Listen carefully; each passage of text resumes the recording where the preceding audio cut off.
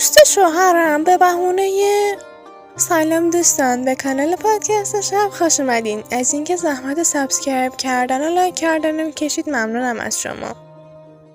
خطاب به همه مردایی که میگن اگه به زن محبت کنی زن پر رو میشه. این داستان مخصوص شماست. دوست دارم از خودم بگم. از وقتی بگم که بچه بودم و خانواده‌مو از دست دادم. دقیقاً وقتی 2-3 روز مونده بود به تولد و 5 سالگیم. من سحرم. شاید میشه گفت بدبخت‌ترین آدمی که به عمرتون دیدید. فکر کنید قبل اینکه من وارد 5 سالگی شم، خدا پدر و مادرمو ازم گرفت. شاید اگه الان تو گوگل سرچ کنید غرق شدگان دریای شمال، اسم بابا و مامان منم میاره. من وقتی بچه بودم با دایی مینا رفتیم شمال. اون را از قبل یه ویلا رزرو کرده بودیم. مامانم و بابای من با عشق ازدواج کردن و کلا خیلی همدیگر رو دوست داشتن. یعنی من که بچه‌شون بودم هیچ وقت ندیده بودم اینا با هم قهر باشن. البته قهر و جواب داشتن، اما قهرشون به دقیقه نمی‌کشید. مامانم و بابای من مظهر عشق بودن. امکان نداشت بابام تو جمع‌های خانوادگی به مامانم بی‌احترامی کنه. تو هر جمعی که می‌رفتیم مامانم کنار بابام می‌نشست. همه مردا بابامو مسخره می‌کردن و میگفتن تو زنجلیلی و نمیدونم این کارا برای خونه است، نه تو مهمونی. ولی بابام میگفت ربطی نداره، من به زنم احترام میذارم. همیشه هم رفتارهای بابام نسبت به مادرم باعث میشد که همه خانمای فامیل به مامانم حسادت کنن. آخه اونا شوهرشون مثل بابای من نبودن. امکان نداشت یه مناسبتی شه و بابام برای مامانم کادو نخره. از روز زن بگیر و تا تولد و عید. همیشه حواسش به همه مراسم ما بود. بابام همیشه میگفت زن خونه که حالش خوب باشه یه زندگی حالش خوبه. باورتون میشه حتی مادر بزرگی پدری من به مادرم حسادت میکرد. میگفت مگه به زن انقدر رو میده؟ هی به بابام میگفت نکن این کارو، بعداً پشیمون میشی و زنت از خوشی زیاد میذاره میره. ولی این اتفاق نیافتاد و خدا جفتشون رو با هم برد. اگه بهتون بگم چجوری، شما مثل من حالتون بد میشه. شما برای سرنوشت بد من زار میزنید. ما که رفتیم شمال برای مسافرت، دم صبح که همه خواب بودن، مامانم و بابام یواشکی از ویلا خارج میشن و مثلا به یاد قدیماشون مثل این که میرن خلوت کنن. اینا به زور از قایقران اونجا قایقشو اجاره میکنن و میرن تو آب. قایقرانه مثل این که بهشون گفته بود این وقت صبح قایق سواری خطرناکه، ولی بابا و مامانم گوش ندادن. میگفتن میخوایم طول خورشید و وقتی که دوتایی تو دریاییم ببینیم. آره، از این کارهای هیجانی زیاد انجام میدادن. اون روز مثل این که دریا وضعیتش نرمال نبود. اینا هم هی رفتن جلو تا اینکه اتفاقی که نباید افتاد. آره، بابا و مامانم جفتشون غرق شدن. آخه هیچ کدوم شنام بلد نبودن. یکی نبود بهشون بگه این همه کار تو دنیا هست، شما باید خطرناکترینش رو انجام میدادید. اون روز قیامت شده بود. ما تازه 9 صبح که دیدیم مامانم اینا نیستن، رفتیم بگیر شیم که ببینیم چه خبره. مثل اینکه خود قایقران اونجا زودتر متوجه شده، چون میگفت اینا قرار بود 1 ساعت برگردن، ولی چند ساعت شد و برنگشتن. به خاطر همین سر این قضیه به امداد گزارش داد. وای، نمیدونید که صحرای محشر شده بود. چندین ساعت چرخیدن تا تونستم بدن بیجون بابا و مامانمو پیدا کنم. البته که اون چند ساعت زیر آب موندن باعث شد صورتشون وحشتناک شه. کل صورتشون ورم کرده بود. اون روز کلی آدم اونجا جمع شده بودن. ما که اصلا حالمون دست خودمون نبود. بیچاره داییم رو شن نشسته بود و شنا رو میریخت رو سر خودش. مرد بیچاره با اون سنش مثل بچه‌ها گریه میکرد. من درسته که بچه بودم ولی میفهمیدم دورم چه خبره. پدر و مادرم فوت شده بودن. این کم چیزی نبود. بعد این قضیه زندگی من نابود شد. نابود که نه، متلاشی شد. میدونید گاهی دلم میخواست که منم با خودشون میبردن و با هم میمردیم. من نمیدونم خدا چرا منو زنده نگه هم داشت. بعد این قضیه همه تا جهلم پدر و مادرم برای من ناراحت بودن و سعی میکردن روحیه‌مو عوض کنن. بعدش دیگه هر کی رفته بود پی زندگی خودش. البته خب حقم داشتم. بقیه که نمیتونستن تا آخر عمرشون برای ما عزاداری کنند. داییم که وضعیت منو دید گفت من این بچه رو نگهش میدارم. همون داییم که با هم شمال رفته بودیم انگار دلش برام میسوخت، چون تو تموم اون صحنه‌ها حضور داشت، اما عموم راضی نمیشد. میگفت نه، این دختر از خونه ماست، باید پیش ما بمونه. به داییم میگفت تو پسر داری، درست نیست این دختر پیش شما بمونه. اون زمان عموم خودش قبول کرد ازم نگهداری کنه. آخه پدر بزرگ و مادر بزرگم هم سنشون بالا بود، توانایی نگهداری از بچه رو نداشتن. در نهایت من رفتم پیش عموم و زندگیم اونجا شروع شده بود. زن عموم فقط تا یه هفته مثل یه مهمون با هم برخورد میکرد. دیگه بعدش خبری از اون ملایمت نبود. دیگه کجا بود که کسی دلش برای یتیمی مثل من بسوزه. از اون به بعد شده بودم سرباز زندگی بقیه. زن عموم علنا بین من و دختر عموها فرق میذاشت. میدونید شاید اون حق داشت، چون من که بچهش نبودم، من بچه جاریش بودم.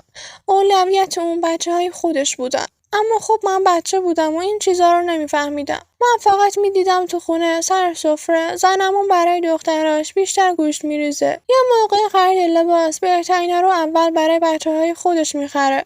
وسایل معمولی برای من. میدونید برای من که محبت پدر و مادر دیده بودم، حالا این رفتار سخت بود، ولی خب چاره‌ای نداشتم. باید تحمل میکردم. من کل بچگیم به همین صورت گذشت. با عقده بزرگ شده بودم. بزرگتر که شدم با خودم میگفتم من یه روزی با یه آدمی ازدواج میکنم که هم پولدار باشه هم خیلی با احساس. میگفتم با شوهرم عین پدر و مادرم میشیم. میدونید من ازدواج کردم، اما اون حالتی که خودم فکر میکردم نشد. شوهرم وضعیت مالیش خیلی خوب بود، اما اصلا احساساتی نبود.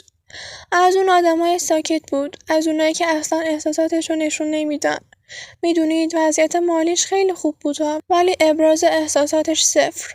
میدونید از اون آدمایی بود که سرش کلا به کار گرم بود و زیاد اهل ابراز احساسات و علاقه نبود. این مدلی بود، جوری که من میخواستم نبود. مثلا من مثل مادر و پدرم دنبال یه عشق آتشین بودم. میدونید من محبت پدر و مادرم رو دیده بودم. دلم میخواست من و شوهرم هم عین اونا باشیم، ولی خوب نبود. من بر همین اساس بچه دار شدم، تا جایی که وقتی دخترم 3-4 ساله بود دیگه دیدم نمیتونم تحمل کنم. اصلا حالم بد میشد. وقتی میدیدم 2 تا آدم تو خیابون دست همدیگر رو گرفتن، ولی من و شوهرم هیچ وقت این کار رو انجام نمیدادیم. دلم میخواست شوهرم عاشقم باشه. درسته که دوست داشتم شوهرم پولدار باشه، ولی دیگه از یه جایی به بعد پولش به چشمم نمیومد. فقط دلم میخواست بهم محبت کنه. مثلا دلم میخواست همون کارایی رو که پدر و مادرم انجام میدادن، این که تو جمع هواشو داشت، مثلا بهش میگفت بیا پیش من بشین. دلم میخواست شوهر من اونجوری باشه، ولی خب اینو نمیدونستم که هر آدم یه اخلاقی داره. حالا شاید پدر و مادر من اون حالت بودن. دلیل نمیشه که شوهرم هم اینجوری باشه. من اون موقع اینجوری فکر میکردم. همش دنبال عشق و عاشقی بودم. البته خب حقم داشتم. دیگه با عقده بزرگ شده بودم. تا جایی که وقتی دخترم 3-4 سالش بود، زده بودم به سرم و با یه پسر دوست شدم. میدونم الان جایی تو دلتون بهم فحش میدید. کاملا حق دارید. من نادونی کردم. میدونید انقدر دنبال عشق و عاشقی بودم که واقعیت ها رو نمیدیدم. با خودم فکر میکردم که اصلا از اولشم اشتباه کردم که یه ازدواج سنتی انجام دادم. من باید با عشق ازدواج میکردم. من باید دوست پسر میگرفتم. با این دوست پسرم ازدواج میکردم. بر همین اساس من با یه آقایی دوست شدم. طرف خودش پسر بود. ما با هم خیلی لحظات عاشقانه‌ای رو داشتیم. باهاش بیرون میرفتم. کافه، هر جایی که فکر کنی. یعنی هر کاری که تو مجردیام انجام ندادم و تو متأهلیام داشتم جبران میکردم. من اکثر اوقات وقتمو باهاش پر میکردم. اکثر اوقات باهاش تلفنی صحبت میکردم. یعنی دیگه اصلا حواسم به شوهرم نبود. بخوام بهش فکر کنم به اینکه شوهرم بهم محبت میکنه یا نه، انقدر که رابطه بین من و این پسر عمیق شده بود که بهم پیشنهاد داد که چرا از شوهرت جدا نمیشی. میگفت من و تو که انقدر همدیگر رو دوست داریم. من بهش گفتم من نمیدونم چجوری باید از شوهرم جدا شم. اگه جدا شم شوهرم به هیچ عنوان بچم رو بهم نمیده. منم به بچم شدیداً وابسته بودم. بهش گفتم من بدون بچم اصلا نمیتونم زندگی کنم. این پسره که اینو شنید بهم یه پیشنهادی داد. گفت تو که میگی شوهرت بچه رو بهت نمیده، بیا یه کاری کنیم. من بهش گفتم چه کاری؟ گفت ببین یه دارویی هست که بهش میگن مرگ خاموش. گفت من برات جورش میکنم و میام میدم بهت که تو توی غذای طرف بریزی و طرف رو نابود کنی. من اولش که اینو گفت اصلا قبول نکردم. گفتم نه من نمیتونم، من این کارا نیستم.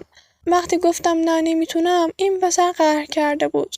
گفت نه تو منو دوست نداری. اگه دوست داشتی همچین کاری انجام میدادی و نمیدونم تو نمیخوای ما به هم برسیم. میدونید انقدر که منو تو فشارم قرار داده بود که من داشتم به این کار فکر میکردم. من دیگه به این فکر نمیکردم که اگه 1% این کار انجام شه و طرف نابود شه، پزشکی قانونی یا پلیس پیگیری میکنن و متوجه میشن. مگه میشه که تو به طرف همچین چیزی رو بدی و پزشکی قانونی نفهمه؟